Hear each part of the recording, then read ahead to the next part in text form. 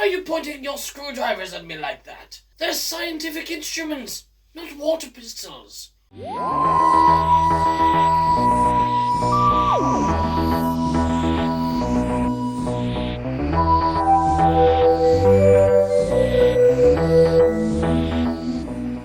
We are back with the Doctor Who ranking challenge with a very interesting and quite new addition to the Doctor Who canon in the grand scheme of things, and that is John Hurt's The War Doctor. We are also going to be covering some of the additional or sillier Doctors that have come about in the last 60 years. So let's talk about John Hurt. So John Hurt was basically brought in because they wanted a 3-Doctor special for the 50th anniversary, and Christopher Eccleston refused to come back, so they wrote a new Doctor. John Hurt had been, I believe, considered for the role a few times, but they wrote in that this is a version of the Doctor who served during the Time War. So canonically, he comes in between the Paul McGann era and the Christopher Eccleston era, and is rather responsible, or at least feels responsible, for the destruction of not only the Daleks, but the Time Lords.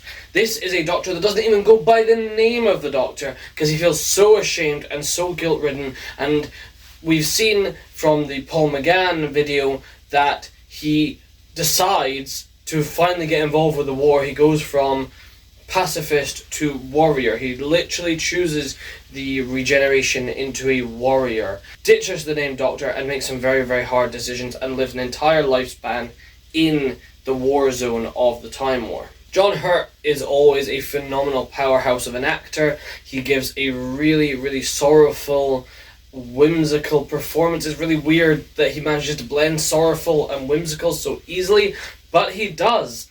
I mean, that's just the truth of it. He manages to make us really consider the effect of the Time War on David Tennant and Matt Smith's Doctors. We see the effects it had on them through their performances and John Hurt's performance. We see a Doctor riddled with guilt and shame, rather than his trademark arrogance and cockiness. And canonically it makes sense that we go from quite a whimsical performance in Paul McGann to a much more serious performance in Christopher Eccleston, and this is a nice bridge between that. As for ranking, I mean, you can't hate a John Hurt performance. He's absolutely tremendous in this. We only see him, at least on screen, for the 50th anniversary special, although because he was so compelling, he got to come back and do some audio dramas, which, full disclosure, I've not listened to, so we're just going off the 50th anniversary. Even then, I'm going to put him at number 4. So he's going above Paul McGann, his predecessor, at least canonically, but just under Peter Davison, who I still think was a more quintessential, quirky Doctor in the vein of what we'd expect a Doctor to be. So, there we go, number 4 so far.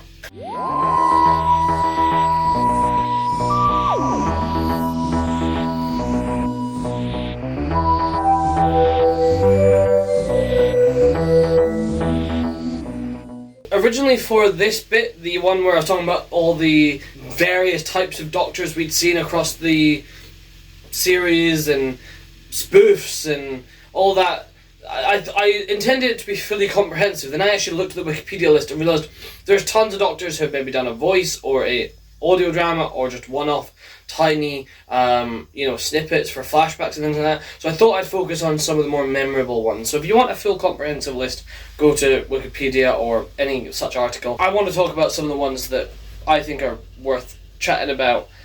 These are in no particular order. I decided not to rank these because we really haven't seen enough of any of these Doctors to really get a genuine grasp of how these actors would portray the Doctor on screen. The first one I've actually already cosplayed. When I regenerated into the 5th Doctor, you saw me cosplay as the Watcher. So Adrian Gibbs was the Watcher, that kind of white creature. We know very little about that. We've never seen that regeneration after this fact, or at least not to my knowledge, and it's very mysterious. And in that way, that's really interesting. But again, it's not much of a performance. It's silent, it's mysterious, and he's only on screen really for that regeneration. Obviously, when William Hartnell passed away, other actors would play his version of the First Doctor, so it'd still canonically be the First Doctor. It would just be different real-world actors playing him. There's 2 that really come to mind. Richard Hurdle's Doctor is lighter than, I would argue, the William Hartnell true performance is. He is a little bit more I suppose, leans into the senility a little bit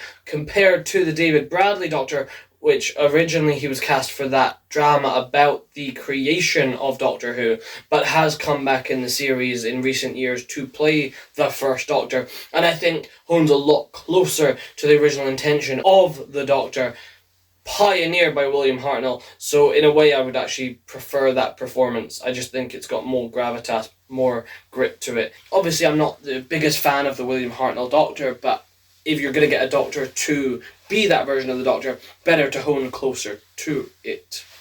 Michael Jason's the Valeyard. We see this during the trial of Colin Baker's Doctor. A dark version of the Doctor, some future version of the Doctor. Again, very mysterious, quite exciting. Maybe some kind of master version, or at least what the Doctor could be if he went down the route of the master. Toby Jones's Dream Lord. You're always going to get a really interesting performance out of Toby Jones. Where, even if it's something as bizarre as Sherlock, you're always going to or a reasonably, one could argue, thankless role in comparison to some of the others in Captain America. He does a great job of playing weak and yet creepy, I think is the best way to explain his performance style. That's no insult to the actor, that just seems to be the roles he gets cast in. Joe Martin's Fugitive Doctor, a Doctor that existed before William Hartnell's Doctor, and kind of opened up a lot more of the Doctor's history than we initially thought. So, and yet it's marred with the Chibnall writing and marred with a not so compelling performance in my eyes.